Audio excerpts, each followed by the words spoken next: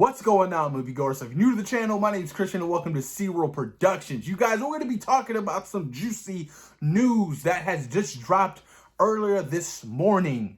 Ray Fisher, aka Cyborg in the Justice League movie, has publicly came out stating what it was like working with Joss Whedon on the set of Justice League.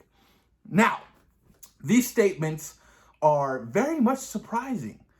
I guess I must have been in a hole because I didn't know Joss Whedon was such an asshole, right? It's pretty crazy to even think about, reading the tweets and thinking what this man was doing to the cast members and crew on set of Justice League.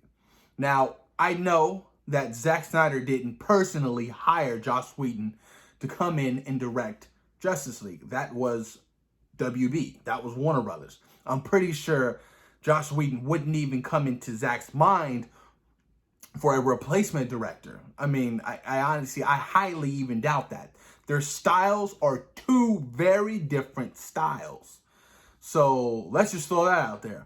Now, Ray Fisher the other day came out and stated that he would like to retract something he had said at an earlier Comic-Con before Justice League was released.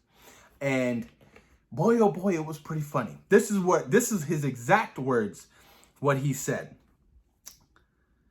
I'd like to take a moment to forcefully retract every bit of this statement. And this is what he said. I mean, Josh is a great guy, and Zach picked a good person to come in and clean up and finish up for him. Awkwardness. Still got some more time. What's your name and question? Hello. How's it going, guys? So awkwardness.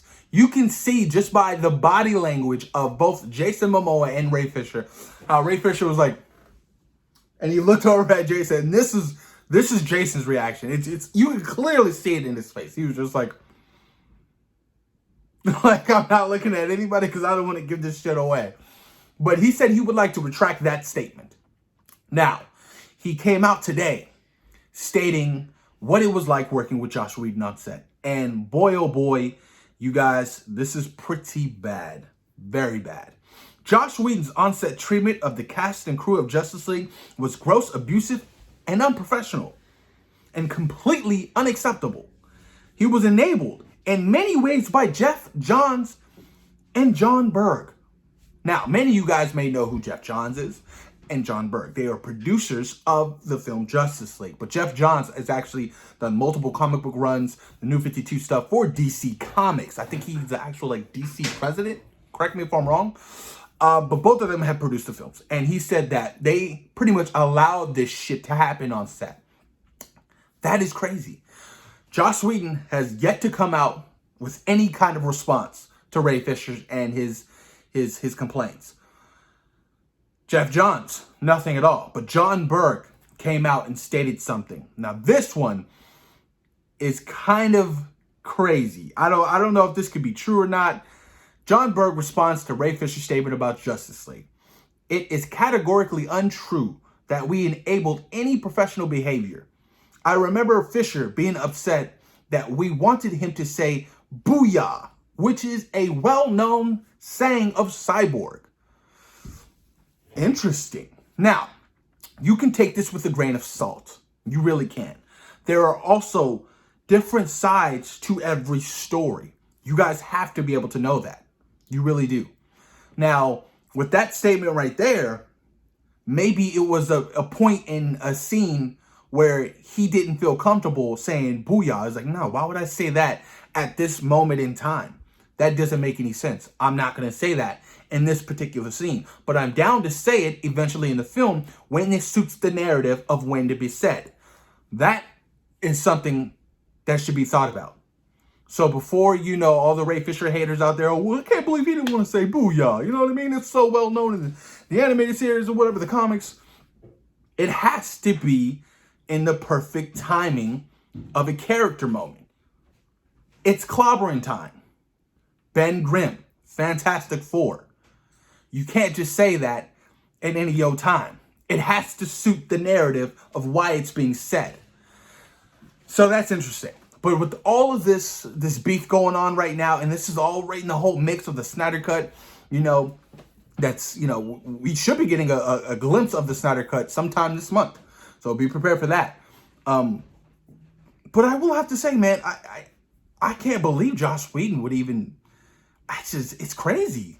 Like, why would you want to treat your cast members like that? I mean, that doesn't make any kind of sense. I'm a big believer of treat others the way you want to be treated. I want to be loved. I want to be treated with compassion, appreciation, respect, admiring, you name it. I would want to be treated with all those like I treat others. Now, hence, I know with the work environment, sometimes it can be different.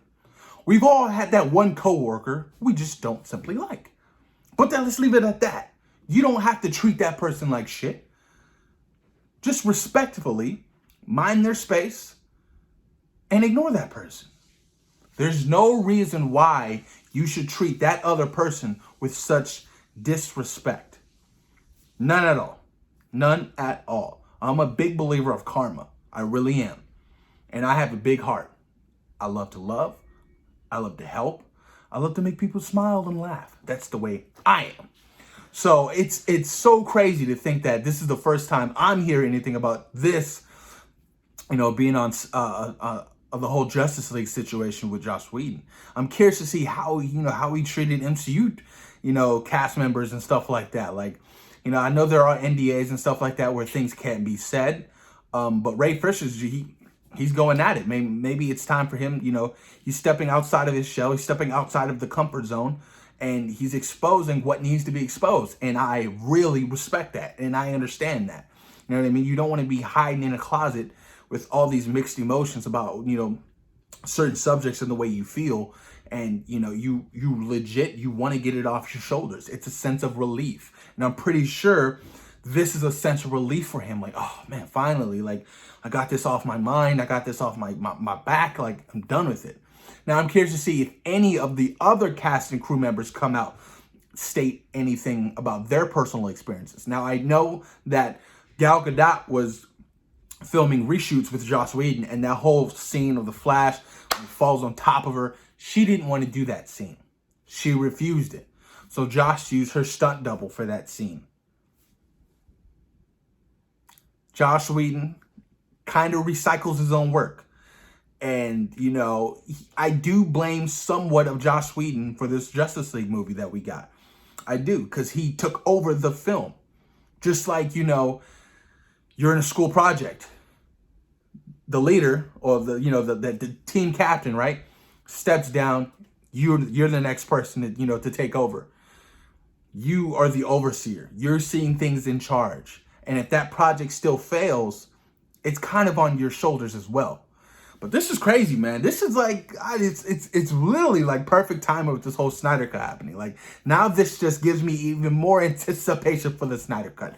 It really does, man. I'm like, okay, well, now I'm really, really hyped about this movie because, the way I see, set photos of Zach on set with the cast members, they're all smiles, they're all love, and it's just, you can see it. And Ray is a very passionate person, it looks like. Even with all his scenes cut out and the small amount of footage we got for him in Justice League, did a fantastic job. To be honest with you, he was probably my favorite part out of Justice League. My favorite character. I wanted more of him. And I was so bummed out we didn't get the whole backstory, him playing football, the accidents, his parents, stuff like that. That's something I would love to have seen, man. Like that, it's a pivotal character moment, building moments for Cyborg that we got torn apart from the movie. And, I'm really hoping that, the Snyder Cut delivers on every single format, every single way for this, for these characters to give them justice.